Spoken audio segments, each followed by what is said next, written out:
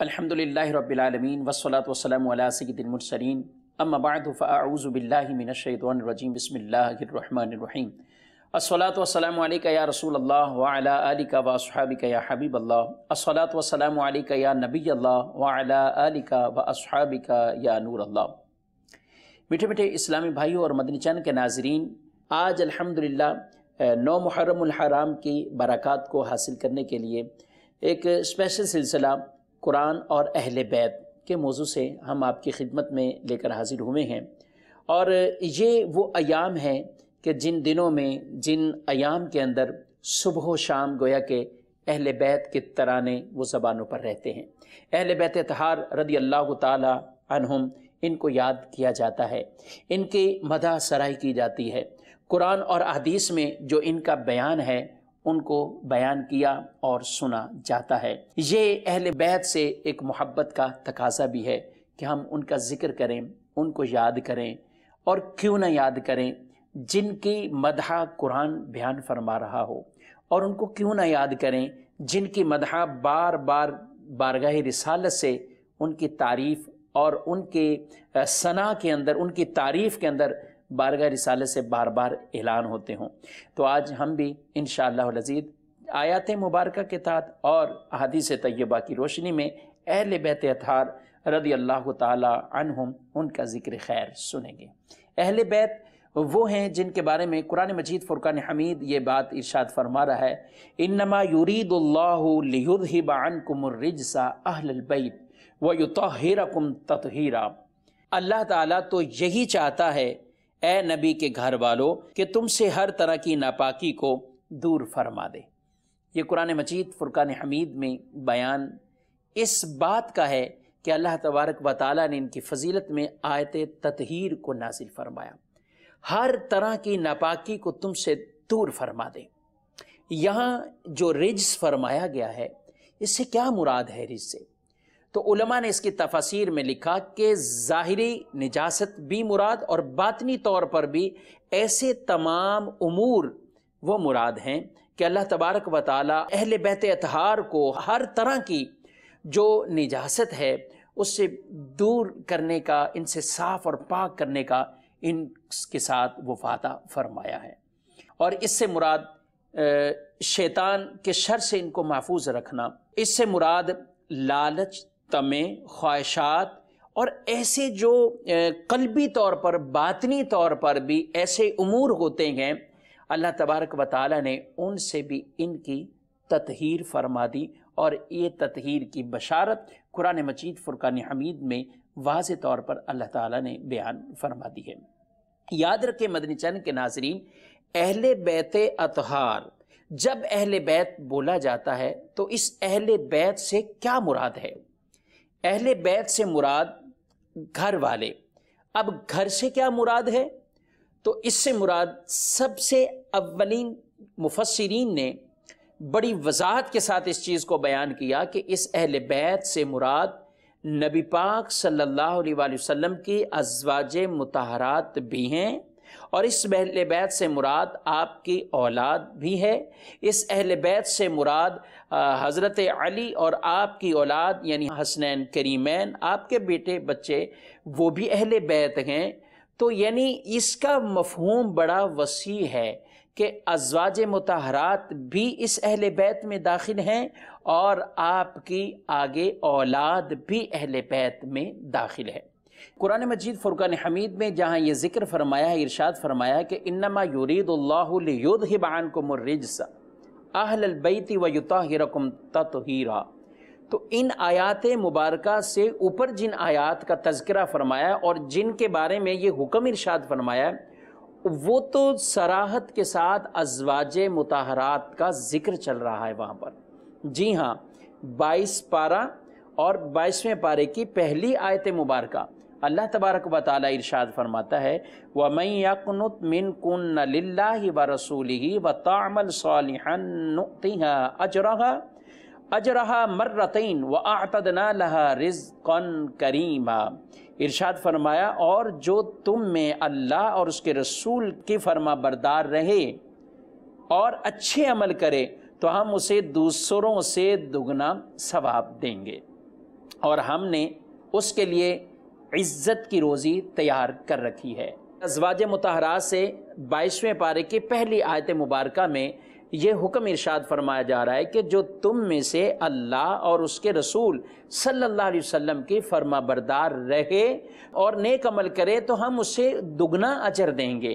یہ دگنا اجر مل رہا ہے، ایک اجر تو اس نیکی کا ہے اور دوسرا اجر اس قرب مصطفیٰ کی وجہ سے، یعنی ازواج مطہرات کا مقام یہ ہے عمل ایک کریں، اللہ کریم انہیں دوسروں کے مقابلے میں انہیں اجر دگنا عطا فرماتا ہے، ان کو ڈبل اجر و ثواب عطا فرماتا ہے۔ اور پھر آگے اسی آیت مبارکہ کے آگے ارشاد فرمایا یا نساء النبی لستن کاحد من النساء ان اتقیتن فلا تخضعن بالقول فیطمع الذی فی قلبہ مرض وقلن قولا معروفا۔ ارشاد فرمایا اے نبی کی بیویوں، یعنی بیویوں تم اور عورتوں کی طرح نہیں ہو، اگر اللہ سے ڈرو تو بات میں ایسی نرمی نہ کرو کہ دل کا روگی کچھ لالچ کرے، ہاں اچھی بات کرو۔ اللہ سے ڈرو تو بات میں ایسی نرمی نہ کرو کہ جس کے دل میں مرض ہو اس کے دل میں کوئی لالچ پہنچے، اور ہمیشہ اچھی بات کرو، ستھری بات کرو۔ یہاں یہ ایک حکم ارشاد فرمایا جا رہا ہے کہ یہ ازواج عام عورتوں کی طرح نہیں ہیں، اور ان کو کہا جا رہا ہے کہ جب بات کرو کسی سے تو ایسی نرم لہجے سے گفتگو نہ کرو کہ جس کے جو قلبی مریض ہے، جس کے دل کے اندر باطن کے اندر ایسی شیطانیت ہے، اس مرض کے اندر جو ہے وہ کوئی لالچ پیدا نہ ہو، اس کے دل میں کوئی برا خیال پیدا نہ ہو۔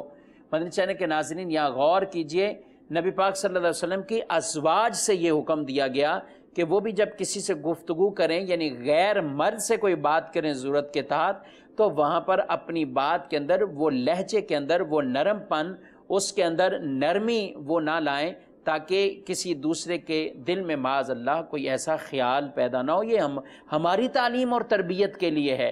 وہ تو ایسی پاک دامن خواتین ہیں جن کو اللہ تبارک و تعالیٰ نے اپنے سب سے پیارے محبوب صلی اللہ علیہ وسلم کے لیے چنا ہے، منتخب کیا ہے، اور جن کی شانیں قرآن اور حدیثوں میں بیان کی جا رہی ہیں، جن کو فرمایا گیا کہ وہ ان کی ازواج وہ امہات المومنین ہیں، وہ مومنوں کی مائیں ہیں۔ تو ایک ماں سے کلام کرتے ہوئے کس کے دل کے اندر کوئی ایسی چیز پیدا ہو سکتی ہے سوائے اس شخص کے کہ جس کے دل میں نفاق ہو؟ تو یہاں یہ حکم دے دیا کہ نرمی اس لہجے میں پیدا نہ کرو۔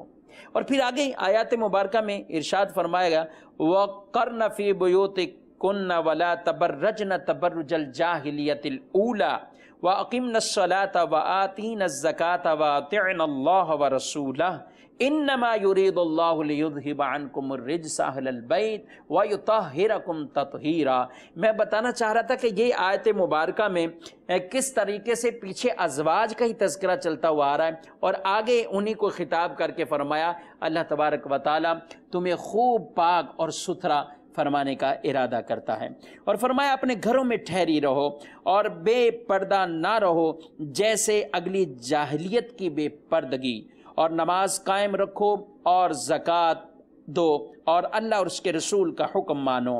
اللہ تو یہی چاہتا ہے اے نبی کے گھر والوں تم سے ہر طرح کی ناپاکی کو دور فرما دے اور تمہیں خوب خوب پاک اور ستھرا فرما دے۔ یہ ہے آیت تطہیر جس کو اللہ تبارک و تعالیٰ نے اہل بیت اطہار رضی اللہ تعالی عنہم ان کی فضیلت میں بیان فرمایا۔ یاد رکھیں مدنی چینل کے ناظرین، میں عرض کر چکا ہوں اہل بیت اطہار سے مراد ازواج النبی وہ بھی ہیں رضی اللہ تعالی عنہن، آپ کی اولاد بھی ہیں، سیدہ فاطمہ بھی ہیں، اور سیدہ فاطمہ رضی اللہ تعالی عنہ کے اولاد بچے بھی، یہ بھی اہل بیت ہیں۔ مختلف طریقے سے اس کی تشریح اور توضیح کو بیان کیا گیا ہے کہ کون کون کس کس انداز سے اہل بیت کے اندر شامل ہو رہا ہے، اور نبی پاک علیہ السلام نے اس اہل بیت سے محبت کے بارے میں، اس اہل بیت سے تعلق کے بارے میں کہ ہمارا ان کے ساتھ کیسا تعلق ہو، آپ نے ارشاد فرمایا ہے کہ اے لوگو میں تمہارے درمیان دو چیزیں چھوڑ کر جا رہا ہوں، دو چیزیں چھوڑ کر جا رہا ہوں۔ کون سی؟ فرمایا قرآن اور اپنی اہل بیت کو، اپنی عطرت، اپنی اولاد اہل بیت کو۔ اگر تم نے ان کو پکڑ لیا، تھام لیا، لن تدلوا، ہرگز تم گمراہ نہیں ہو سکتے۔ جب گمراہی کے راستے عام بھی کھل جائیں گے، فتنے فساد بڑھ رہے ہوں گے، اور انسان قرآن کو تھامے ہوئے گئے، اہل بیت کو تھامے ہوئے گئے، ان کا دامن پکڑے ہوئے گئے، تو وہ کبھی گمراہی کی طرف نہیں جا سکتا، وہ بھٹک نہیں سکتا۔ شرط یہ ہے کہ اہل بیت کو تھامے رکھے، ان کا دامن پکڑے رکھے، اور قرآن کو ساتھ ساتھ لے کر چلے، یعنی قرآن کی اتباع کرے، قرآن کے احکامات پر عمل کرے، اور اہل بیت اطہار، ان کے ساتھ محبت کا رشتہ، ان کے ساتھ تعظیم کا رشتہ، ان کے ساتھ احترام کا رشتہ، یہ بھی اس کا رشتہ قائم ہو۔ جب یہ دونوں چیزیں قائم رہیں گی، فرمایا تم گمراہ نہیں ہو سکتے۔ نبی پاک صلی اللہ علیہ وسلم نے فرمایا میری اہل بیت کی مثال، فرمایا وہ کشتی نوح کی طرح ہے، جو اس میں سوار ہوا نجات پا گیا، اور جو رہ گیا ہلاک ہوا۔ نوح علیہ السلام کی قوم پر جب عذاب ہوا تو حکم ہوا کہ کشتی کے اندر سوار ہو جاؤ، تو سوار ہو گئے تھے۔ جب کشتی میں سوار ہوئے تو جو ان میں سوار ہوا وہ سوار بچ گئے، محفوظ رہے، اور بقیہ پر عذاب آ جاتا ہے۔ تو اتنی پیاری خوبصورت مثال کے ساتھ یہ وضاحت کر دی گئی ہے کہ میری اہل بیت، اس اہل بیت کی مثال یہ ہے کہ وہ سفینہ نوح ہے جو اس میں سوار ہوا، اور یہاں جس نے اہل بیت کو تھاما، پکڑ لیا ان کا دامن، لن تدلوا، گمراہ نہیں ہوگا۔ جو سوار ہو گیا ان کی کشتی میں وہ کبھی گمراہ نہیں ہوگا۔ ایک اور حدیث میں فرمایا اصحابی کالنجوم فبایہم اقتدیتم اہتدیتم، میرے اصحاب ستاروں کی مانند ہیں، اور اہل بیت کشتی کی طرح ہیں۔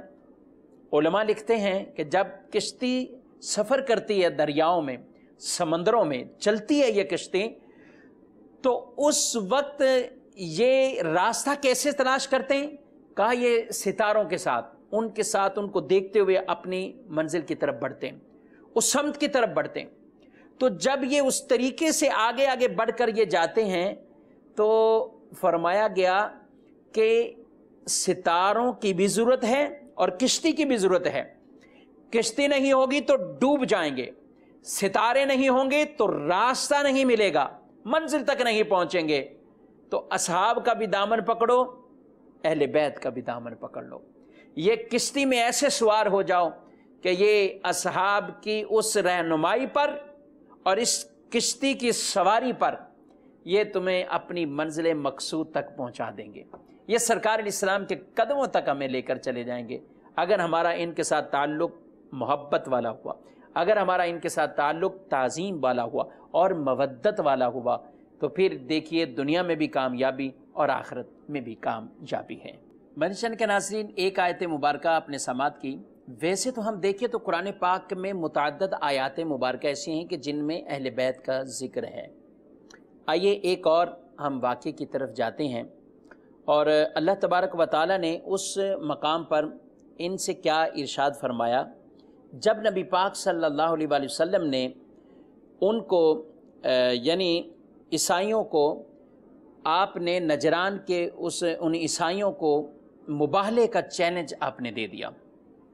مباہلے کا چیلنج جب دیا، ارشاد فرمایا فمن حاجک فیہ من بعد ما جاءک من العلم فقل تعالوا ندعو ابنانا وابناکم ونساءنا ونساءکم وانفسنا وانفسکم ثم نبتہل فنجعل لعنت اللہ علی الکاذبین۔ حکم یہ ہوا اے محبوب، پھر جو لوگ تم سے عیسیٰ کے بارے میں جھگڑا کریں بعد اس کے کہ تمہارے پاس اس کا علم آ چکا ہے، تو ان سے فرما دو کہ آؤ ہم بلائیں اپنے بیٹوں کو اور تمہارے بیٹوں کو، یعنی تمہارے بیٹوں کو اور اپنے بیٹوں کو ہم بلاتے ہیں، ہم اپنی عورتوں کو اور تمہاری عورتوں کو، اپنی جانوں کو اور تمہاری جانوں کو، پھر ہم مباہلہ کریں۔ یعنی مباہلہ یہ ہے کہ گڑ گڑا کر دوسرے کے بارے میں یہ کہنا، دعا کرنا کہ جھوٹوں پر اللہ کی لعنت ہو۔ یہ آیت مباہلہ کہلاتی ہے، اور مباہلہ عیسائیوں سے طے ہو گیا۔ اس آیت میں فرمایا ہم اپنی عورتوں کو لاتے تم اپنی عورتوں کو لاؤ، ہم اپنے بیٹوں کو لاتے تم اپنے بیٹوں کو لاؤ، ہم اپنے آپ کو لاتے تم اپنے آپ کو لاؤ، اور پھر مباہلہ کرتے ہیں۔ اب نبی پاک صلی اللہ علیہ وسلم جب گھر تشریف لائے اور وہ مباہلے کے وقت کس کو لے کر آپ جا رہے ہیں، تو حضرت علی رضی اللہ تعالیٰ عنہ، سیدہ فاطمہ رضی اللہ تعالیٰ عنہا، حسن اور حسین رضی اللہ تعالیٰ عنہما، ان کو آپ نے لیا، اور ان کو اس اعتبار سے آپ جا رہے ہیں اور ارشاد فرما رہے ہیں جب میں کچھ کہوں تم آمین کہنا، جب میں کچھ کہوں تم آمین کہنا۔ حسن حسین بہت چھوٹے سے ہیں، 7 ہیں۔ نبی پاک صلی اللہ تعالیٰ علیہ وآلہ وسلم نے ایک کو گود میں لیا ہوا ہے، ایک ساتھ آہستہ آہستہ چلتے ہوئے جا رہے ہیں۔ آپ کے ساتھ علی رضی اللہ تعالیٰ عنہ بھی ہیں، اور سیدہ کائنات فاطمہ الزہرا رضی اللہ تعالیٰ عنہا وہ بھی آپ کے ساتھ ہیں۔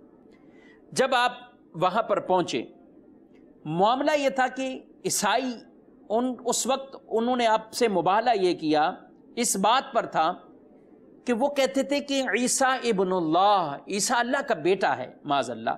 نبی پاک صلی اللہ علیہ وسلم نے اس سے منع فرمایا کہ اللہ کا بیٹا نہیں، اللہ کی تو شان قل هو اللہ احد اللہ الصمد لم یلد ولم یولد ولم یکن لہ کفوا احد، وہ ایک ہے، وہ بے نیاز ہے، نہ پیدا ہوا نہ اس سے کوئی اولادیں ہیں اور نہ اس کی کوئی برابری کا ہے۔ اللہ کی شان تو یہ ہے۔ تو ان کو کہا گیا کہ یہ اللہ کا بندہ ہے، اللہ کے رسول ہیں، اللہ کے نبی ہیں، بیٹا نہیں ہیں۔ وہ کہنے لگے یہ کیسے ہوا؟ آج تک کسی کو بغیر والد کے خود ہی پیدا ہو جائے کبھی دیکھا کسی کو؟ کوئی ہے ایسی مثال؟ آپ صلی اللہ علیہ وسلم نے فرمایا اس سے بڑی مثال ہے، اور وہ بڑی مثال یہ ہے کہ عیسیٰ بغیر والد کے پیدا ہوئے ہیں۔ آدم علیہ السلام کی مثال کو دیکھ لیں، ان کی تو نہ والدہ تھی نہ والد تھے، اللہ نے ویسے ہی ان کی تخلیق فرما دی۔ جو رب آدم علیہ السلام کو بغیر والد بغیر والدہ کے تخلیق فرما دیا، وہ عیسیٰ علیہ السلام کو بھی اس نے بغیر والد کے پیدا فرما دیا۔ تو یہ اللہ کی شان۔ تو اس پر ان سے مباہلہ ہوا، اگر نہیں تم مانتے تو ہم تم سے مباہلہ کریں گے، اور آپ مباہلے کے وقت ان ہستیوں کو اپنے ساتھ لے کر جا رہے ہیں۔ نبی کریم صلی اللہ تعالیٰ علیہ وآلہ وسلم جب یہ لے کر گئے، اور ادھر نجران کے عیسائی بھی اکٹھے ہو گئے، بڑے ان کے پادری آ گئے، سب جمع ہیں، اور آپ صلی اللہ تعالیٰ علیہ وسلم کے ساتھ جب ان شہزادوں کو دیکھا، اللہ اکبر، تو انہوں نے آپس میں مشورہ کرنے لگ گئے، گھبرا گئے کہ کیسی ہستیاں یہ آ رہی ہیں۔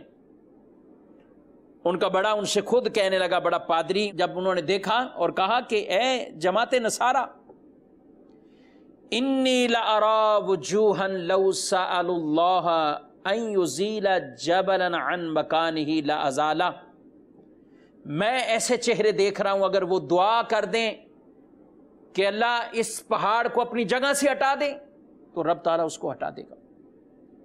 ان کی دعائیں رد نہیں ہوتی۔ تو تمہارے فائدے کے لیے یہی بہتر ہے کہ تم جو ہے وہ جزیہ دے کر اس مباہلے سے باز آ جاؤ، ورنہ قیامت تک تمہارا نام و نشان لینے والا کوئی نہیں ہوگا۔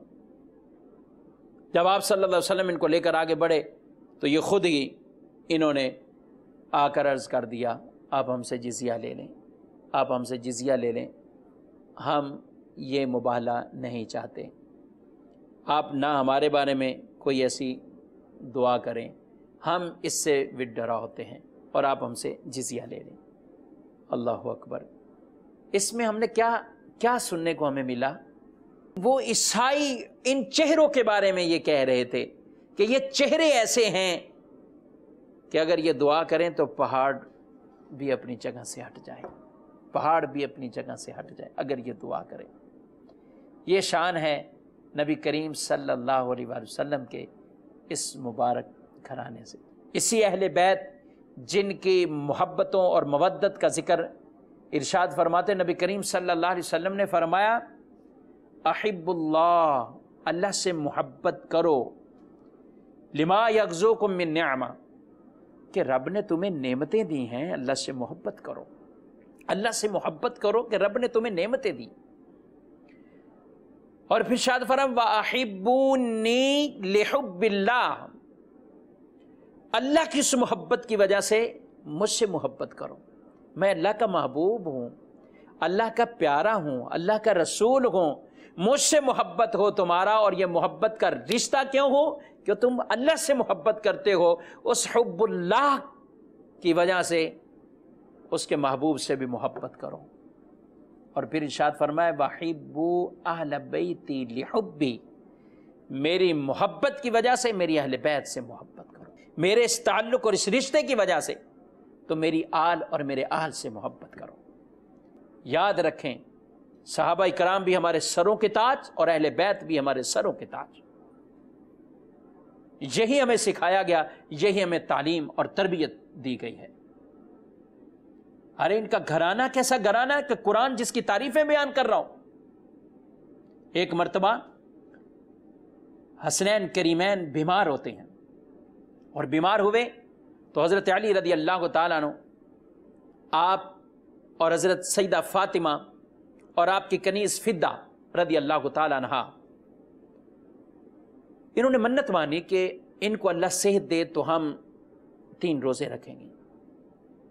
शिफा मिली, रोजे रखने का वक्त आया। मामलात ऐसे भी थे कि घर पे उस वक्त बज़ाहिर खाने पीने के मामलात के अंदर बहुत तंगी थी।